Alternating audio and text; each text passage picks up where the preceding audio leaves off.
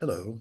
I am recording this video, in fact, for my nephew, who I have learned recently you have been significantly influenced by many sources, it seems to me, to take on positions that I don't like and that I don't accept. And so, therefore, I would like to do something about that. I would be remiss if I were to remain an academic and do research and talk about and travel the world discussing cooperation and becoming more social and having solidarity if I didn't start in my own family. So this is for you, but it's also for anybody else in the general public who would like to hear these things. And so what I'm responding to is a rise, to me, very dangerous rise in aggression, hatred, and intolerance towards people that think differently and that believe differently and that might hold different faith than you yourself do. So I know that about 76% is my last reference to statistics in the US. 76% of Americans consider themselves Christians, most of those Protestants, a considerable number as well, Catholics. The last US president was a Catholic. In any case, so the overwhelming majority of Americans are Christian. However, if you recall, the founding fathers did not establish the United States as a Christian country. It was established as a republic, uh, in that case, at the time of uh, white European citizens. So the Native Americans who were there thousands of years before the white settlers were not citizens. And of course, the enslaved Africans that were brought over to till the fields and build the beautiful plantations were not citizens. So in any case, my point is not in reference to slavery or the genocide of Native Americans, which is an important fact of history in itself that most Americans never learn anything about and should learn more about, especially those considering themselves Christians, which I'll get to in a moment. But the point I'm making is that the United States was specifically not founded as a Christian country. It was founded as a republic, as a secular republic, with the division of church and state. So the idea is that we, the people, in order to create a more perfect union and so on, and are endowed by our Creator, which they don't specify. It could be God, it could be, the Christian God, Yahweh, Jehovah, whatever you call him. It could be Buddha, it could be someone else. It could be the spaghetti monster, for all we know. So the point is just that the idea was to create an open culture that was welcoming and tolerant of diversity and different thinking. So in recent years, that has changed.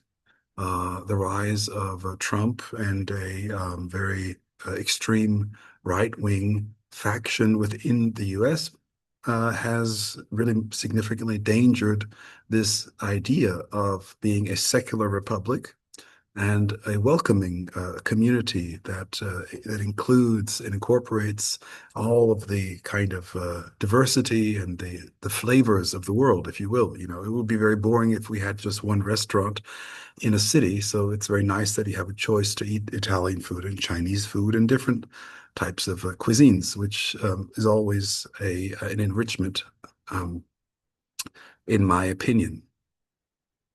So what am I getting at? So to me, it seems getting back to this notion of what it is to be Christian, there are quite significant understandings of what it means to be a Christian. And if you even look at the Bible, which I have read, I myself am not a believer. I don't believe in any religion. I'm an atheist. I'm quite a zealotous atheist. But in any case, I'm very respectful of others' faiths, and I studied religion myself. I've read the Old and New Testament. I've read much of the Vedic literature, the Upanishads of Buddha, and so on. So I don't want to bore you with that Native American religions. If you read actually the Bible, if you read especially the New Testament and the sayings of Jesus, you do see, for instance, a parable called the Good Samaritan, where indeed is an encounter on a road of a Philistine who is injured and is dying basically on the side of the road, and another Philistine comes along and basically ignores him and says, well, you're, dirty, and I don't want to get my shoes dirty, or my, Bentley or whatever, my Lamborghini dirty. And so he says, well, I don't really, sorry, I'm in a hurry, I'm in a rush. And of course, the story goes, as hopefully you know, that there was a Samaritan who was actually an enemy of the Philistines, who stopped by and saw this individual injured and dying, and says, well, I'm going to carry him to a hospital, basically. And in fact, the story goes that he paid the innkeeper whatever was asked to care for this person. So the recent Jesus of Nazareth was telling the stories to say that love knows no boundaries. So we should be concerned for our fellow man, our fellow human being, and not consider the color of their skin or their faith or whatever religion that they observe or whatever else is going on there.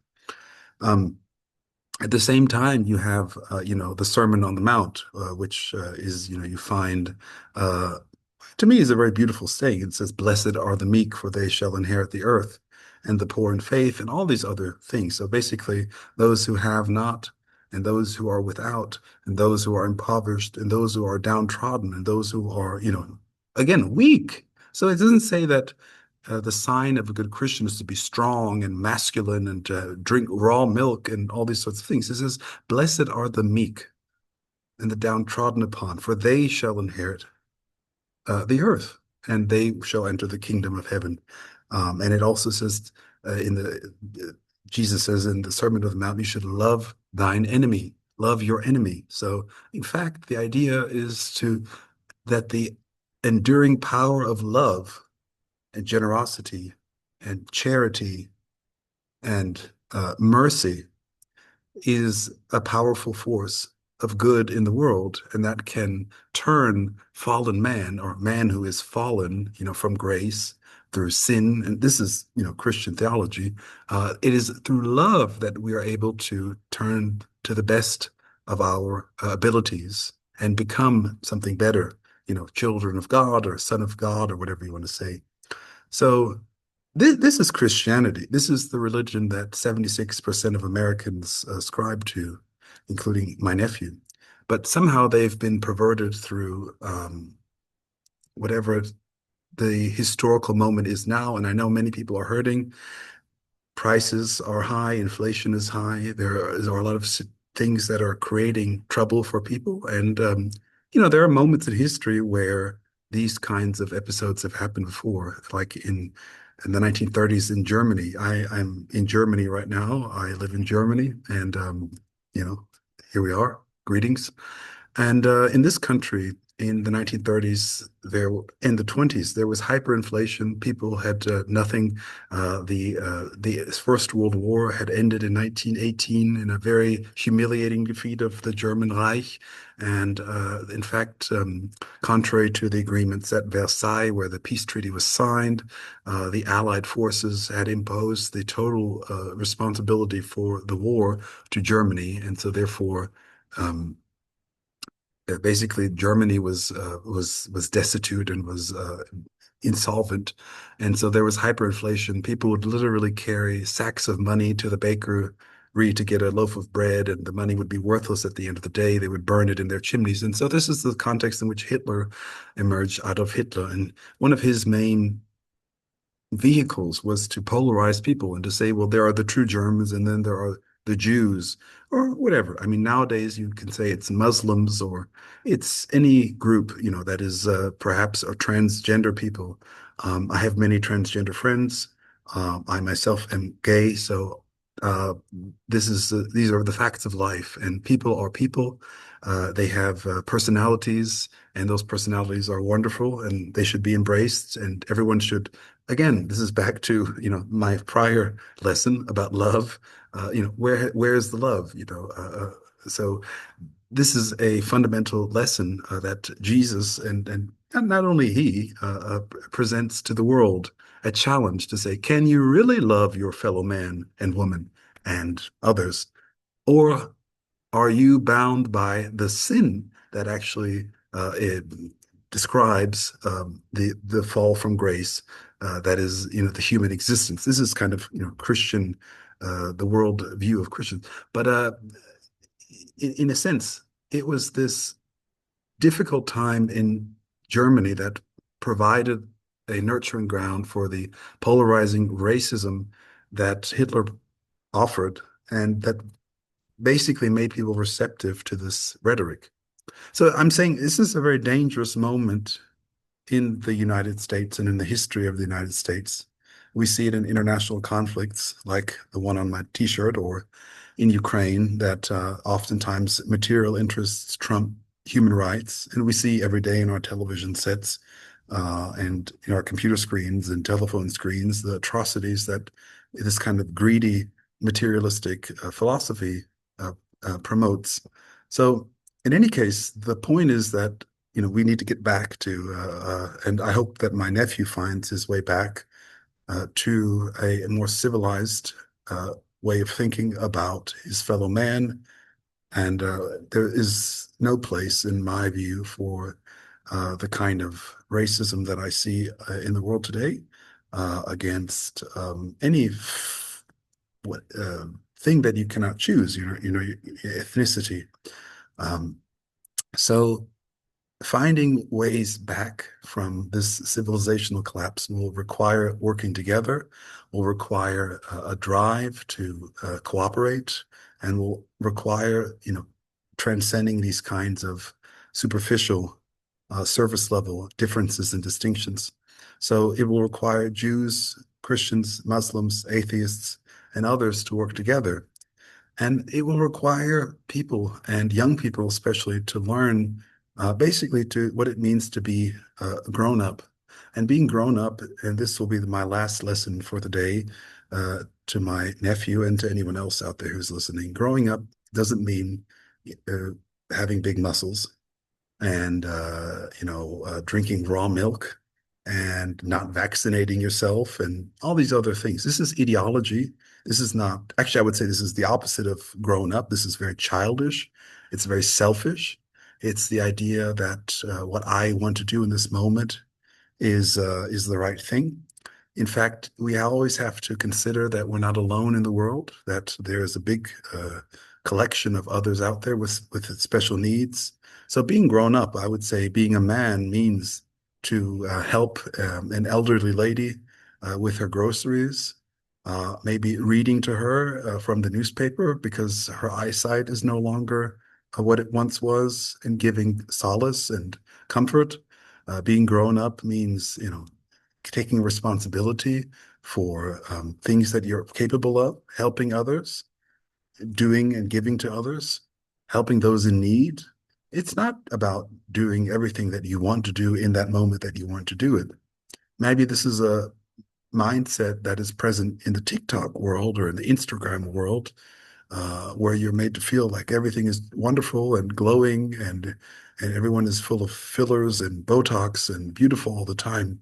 But this is not reality. Reality means we have problems, we have issues, we have conflicts, and we need to deal with those. And the best way to deal with those is together. There was a German philosopher from a city called Königsberg named Immanuel Kant, who wrote some books in the late 18th century. Among these was the Critique of Practical Reason. And in this book, he develops what he calls the categorical imperative. And the idea of the categorical imperative basically says that it is imperative upon us to recognize that our individual freedom, my freedom to do whatever I want, ends precisely where it intrudes upon the freedom of someone else. Now, that doesn't mean property rights. That means personality. If I'm imposing upon you, if I'm bullying you, if I'm treating you in a way that is disrespectful, I'm imposing on your freedom to develop your personality in a way that you see the most suitable. So Kant is a very urbane thinker. He's thinking about living together, people living together in the world. How do you live together? Well, you live together by respecting others. And that's what I would say being grown and being a man is about. So, as I've told my nephew before, listening to these idiots on TikTok and Instagram that are going to probably kill themselves by shooting some firework up their ass, or land in the emergency room, these are not the kind of people that you want to set up as a role model. So, about the last note, maybe about raw milk, the reason we have pasteurization is because so-called raw milk, it spoils and it spoils very quickly, and bacteria grow in spoiled milk. So we have pasteurization, which is named after Louis Pasteur, who was a French chemist and somebody who was phenomenal in his development of vaccines and other tools to uh, help people and live safe and healthy lives. And particularly, he did this because his own child died of cholera, and so he tried to help people again, out of love. He himself was a Christian, so he wanted to help others to avoid the pain and suffering that he went through. And so I would just recommend to my nephew and others who are listening to maybe some of these influencers to think about that whenever you're listening to some asshole talking about raw milk and how it makes him more manly. So these are not real men. These are just boys who are pretending to be men. And I certainly hope that you, whoever you are, can move beyond that infantile phase and really learn what it means to be a man or a woman or whatever you would like to be, which again means to embrace the fact that we all depend on each other. We live in communities. Uh, the English poet John Donne said, "No man is an island, but each man's fate is involved. It's part of the whole." So ask not for whom the bell tolls, it tolls for thee, is how the poem ends. And that's how I'll end this video. Thank you.